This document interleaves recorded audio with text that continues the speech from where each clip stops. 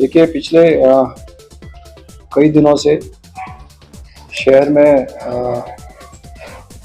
और ज़िले के अन्य थाना क्षेत्रों में जो अवैध रूप से नारकोटिक्स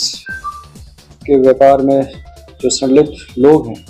उनके खिलाफ एक अभियान स्वरूप कार्रवाई प्रारंभ की गई। इस अभियान स्वरूप कार्रवाई के तहत पिछले 10 दिनों में लगभग 25 प्रकरण पूरे जिलों में अफीम, एमडी, गांजे आदि के विभिन्न व्यक्तियों के विरुद्ध दर्ज किए गए हैं। इसी क्रम में एक महत्वपूर्ण सूचना के तहत डीएसटी उदयपुर को एक सूचना प्राप्त हुई कि झाड़ोल के ऊपरी सला गांव में वहां के निवासियों द्वारा अपने खेत के बीच में गांजे की खेती कर रखी है और बड़ी मात्रा में गांजा, सूखा गांजा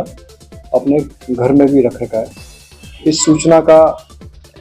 सत्यापन आईपीएस प्रोबेशनर श्री निश्चय प्रसाद और डीएसटी के हमारे स्टाफ के द्वारा किया गया और उनके द्वारा एक टीम गठित करके इस सूचना का सत्यापन किया और इस सूचना पर उनके द्वारा उपली सिकरी थाना फलासिया में हेमराज और शंकरलाल के घरों पर दबिश दी गई। तो हेमराज के घर से लगभग 35 किलो सूखा गांजा और शंकरलाल के खेत से लगभग 45 किलो गांजा जो खेत में लगा हुआ था गीला और लगभग 10 किलो गांजे का स्टेम तना ये बरामद किया गया। दोनों के विरुद्ध दो अलग अलग प्रकरण एनडीपीएस एक्ट के तहत दर्ज करके अनुसंधान किया जा रहा है। इसी क्रम में पूर्व में भी अभी कुछ दिन पूर्व कोटड़ा और मांडवा थाना क्षेत्र के तहत एक व्यक्ति के खेत में अफीम के लगभग 2.5 किलो डोडे लगे हुए भी जब्त किए गए और उसमें भी एनडीपीएस एक्ट के तहत कार्रवाई की गई। एक और बड़ी कार्रवाई के रूप में आईपीएस प्रोफेसर श्री निश्चय प्रसाद ने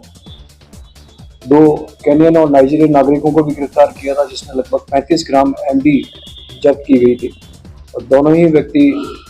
अवैध दस्तावेजों के आधार पर मतलब वीज़ा की समाप्ति के पश्चात अवैध रूप से यहाँ रह रहे थे। उनके विरुद्ध भी प्रकरण दर्ज करके गोवर्धन दास में कार्रवाई की जा रही है। तो ये एक महत्वपूर्ण कार्रवाई है और बड़ा सीजर है जो हमारा एनडीपीएस में एक्ट के तहत जो अवैध काम में लगे हुए लोग हैं और उस अभियान का कार्रवाई का ये एक हिस्सा है। आपको ज्ञात है कि शहर में जो अवैध रूप से इस कार्य में न केवल व्यापार में संलिप्त लोग हैं और जो इसको कंज्यूम करते हैं, जो स्मैक, डोडा, चूरा, गांजे का सेवन करते हैं, ये अधिकांश लोग अपने इन आदतों को पूर्ति करने के लिए फिर चोरी, नकबजनी, लूटपाट में संलिप्त हो जाते हैं।